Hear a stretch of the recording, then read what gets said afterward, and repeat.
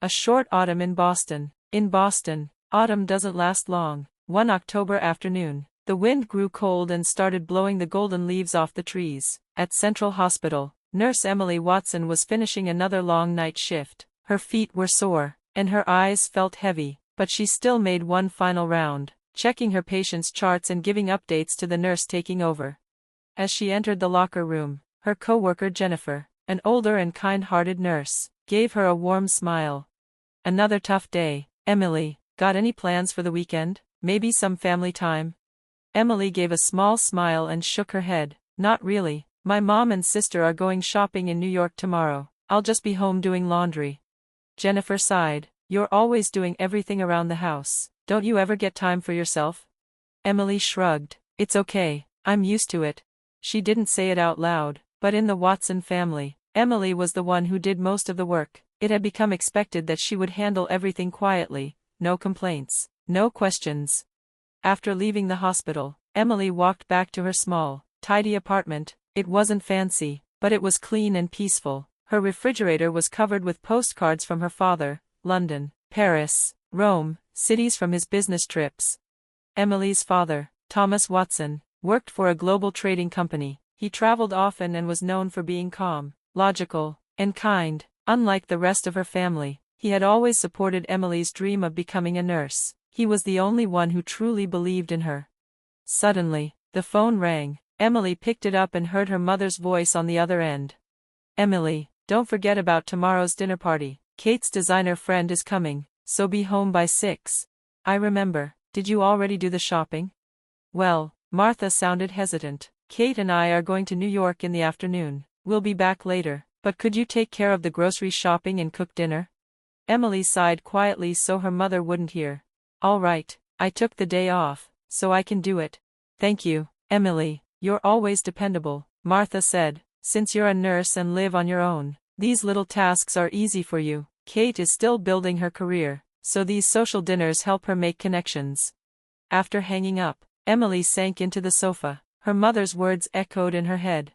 Her sister Kate was a freelance interior designer, stylish, outgoing, and clearly the favorite. Their mother was proud of Kate's social life and charm, but Emily's work in hospitals, caring for patients during long nights, was often ignored.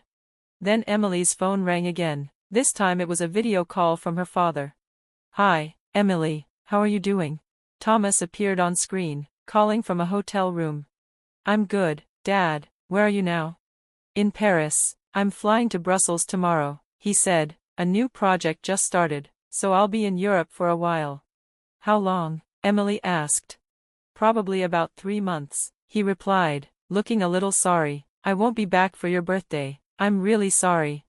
That's okay, Emily said softly. Is work going okay? It's hectic, but I'll keep in touch, he promised. Then he became serious. Emily, if anything happens, please call me. I mean it. Anytime. I will, Dad.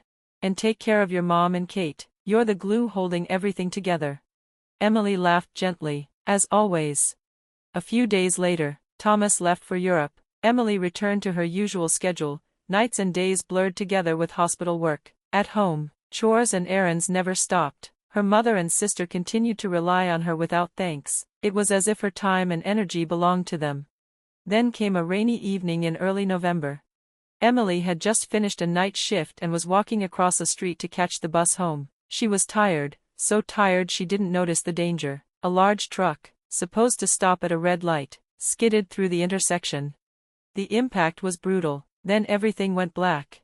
She drifted in and out of consciousness. The voices around her sounded like they were underwater. Sirens, footsteps, shouts. Inside the emergency room, the staff gasped when they realized the injured woman was one of their own. It's Emily Watson. She just finished a shift, said Dar. Martin, the head of the ER, call her family. The nurse on duty searched her file and found Martha's number listed as her emergency contact. She dialed with shaky fingers. It was still before sunrise. Hello, Mrs. Watson. This is Central Hospital. Your daughter Emily has been in a serious accident. There was a pause. Then Martha spoke in a sleepy voice. Emily, what happened? She's in critical condition. Please come to the hospital right away.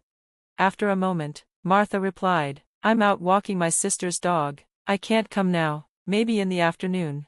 The nurse's heart dropped. Ma'am, your daughter is severely injured. She's bleeding and unconscious. It's very serious.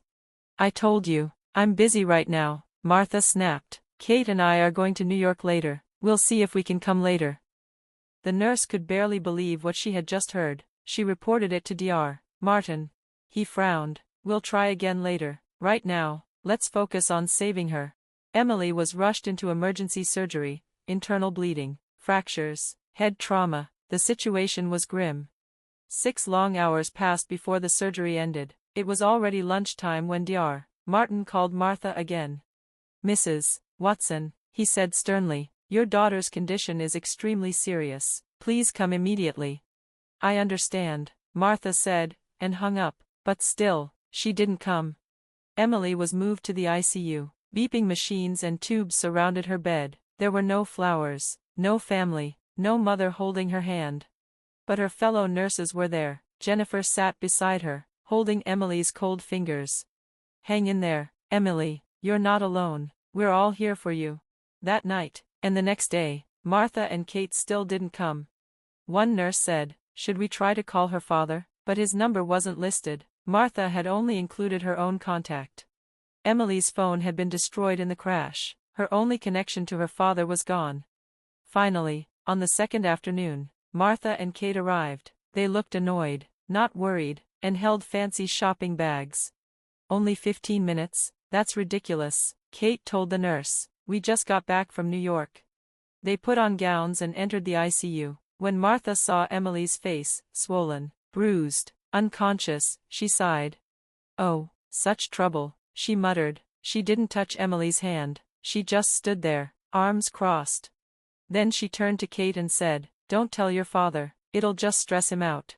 Martha leaned in closer to Emily's ear and said flatly, get well soon, we don't have time to take care of you. Kate glanced at her phone. Let's go, Mom, we'll be late for dinner with Jeff. Within 10 minutes, they were gone.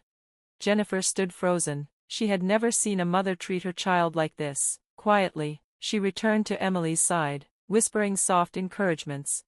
From deep in her unconscious mind, Emily heard pieces of their conversation. It wasn't just the pain that hurt, it was the coldness in their voices. Why hadn't Dad called? Why hadn't they told him? Days passed. Emily's condition was touch and go. Her fellow nurses stayed by her side day and night. Martha and Kate never returned. On the 5th night, Emily's eyes fluttered. She moved her lips and said, Papa. Jennifer was there. She took her hand gently. Emily, can you hear me? Emily's finger moved slightly. Jennifer burst into tears. Thank goodness, she whispered, you're back. As her brain cleared, Emily began to think clearly again. Where was Dad? Why had no one contacted him?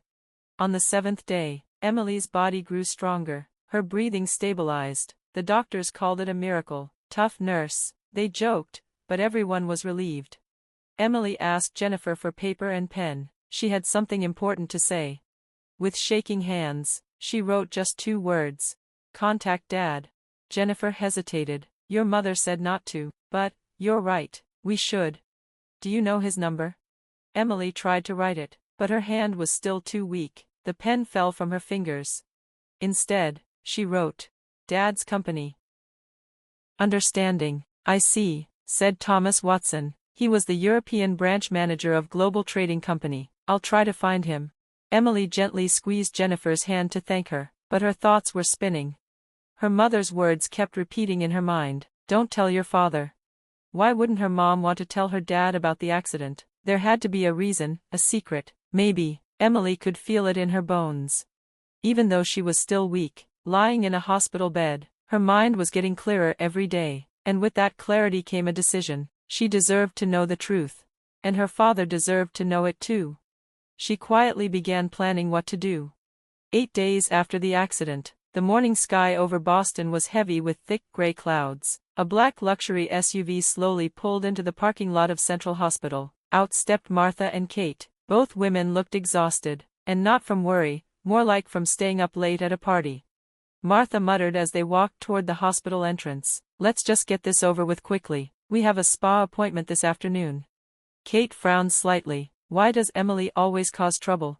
She does this right before your father comes back, Martha said with irritation. He'll be home in 2 days, and we're stuck in this mess. Kate looked concerned. Mom, did you tell Dad about the accident? No, Martha replied, her voice sharp. I told him Emily just has a cold and needed some rest. Kate looked uneasy. What if he tries to call her? She doesn't have her phone. It was destroyed in the crash, and he thinks she's working night shifts, so he won't find it strange if she doesn't pick up, Martha said confidently. Anyway, let's just tell her. Dad's worried about you too, and leave. They arrived at the ICU desk and spoke to the nurse. We're here to visit Emily Watson, Martha said coolly. The nurse looked at the chart and hesitated for a moment, then she nodded. Right this way, Mrs. Watson.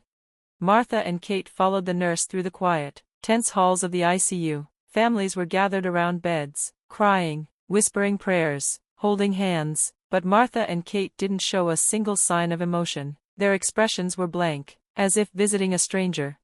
When the nurse stopped at a bed near the window, she pulled back the curtain. The bed was empty. The white sheets were folded neatly, the 4 stand and machines were gone. Emily was not there. Martha frowned. Has she been moved to another room? The nurse replied calmly, no, she was discharged. Discharged? Kate repeated, shocked, but she was in critical condition. Yes, she was, but she recovered much faster than we expected, the nurse explained. Her determination played a big role. She was cleared to go home last night. Martha stiffened. She hasn't come home. I'm sorry, the nurse said politely, but I can't share personal information about a patient's location. Martha grew angry. I'm her mother. I have a right to know. Kate, distracted, pointed toward the bed. Mom, look. There was a white envelope lying on the pillow. In elegant handwriting, it said, for Martha Watson. Martha snatched it up and quickly opened it. Inside was a single piece of memo paper. She started reading, and her face turned pale. Her hands began to tremble. Mom, what's wrong? Kate asked, uneasy. Martha sat on the edge of the bed and began to read aloud, her voice shaking. To Martha. If you're reading this, it means you've finally come to the hospital. It's been 8 days since my accident. It happened at an intersection after my night shift. I nearly died. The doctors even said, tonight is critical. But when they called you, your answer was, I'm walking my sister's dog. I can't come. You came to visit me once, just once. Even then, the only thing you said that stuck with me was, don't tell your father. At first, I didn't understand why. Why keep it a secret from Dad? Then I started to wonder why he hadn't contacted me at all. Wouldn't he be worried? He always used to call or send a message when something was wrong. So I asked Jennifer to contact his company. That's when the truth started to unravel. Martha's breath caught in her throat. Kate leaned closer, confused and worried. What is it, Mom? Martha couldn't respond. Her hands were shaking too much. Kate took the letter and began reading the next part out loud.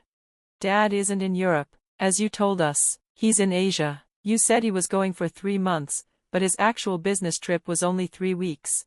Why did you lie? Last night, I quietly came home. I lost my phone in the accident and needed to use the landline. When I walked past the living room, I heard your voice, talking to another man.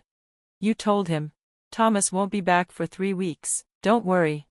So I peeked inside, and what I saw left me frozen. You were with Joseph Baker, your lover. Then, I heard the words that shattered everything. We must keep it a secret that Kate isn't his daughter. DNA doesn't lie. Kate's mouth fell open. What is this? She whispered, staring at her mother. Martha burst into tears. Kate, let me explain. Is it true? Kate backed away, clutching the letter. Is Dad not my father? Martha couldn't speak. Her sobs were the only answer. Kate returned to the letter and read the final lines. I found proof, emails between you and Joseph, audio recordings, and Kate's DNA test results. I mailed them all to Dad this morning. He has the right to know the truth. Goodbye, Martha. Your daughter, Emily. Just then, Martha's phone rang. The screen showed the name, Thomas. Her hands shook as she reached for it, but it stopped ringing before she could answer. It was too late. Emily had told him everything.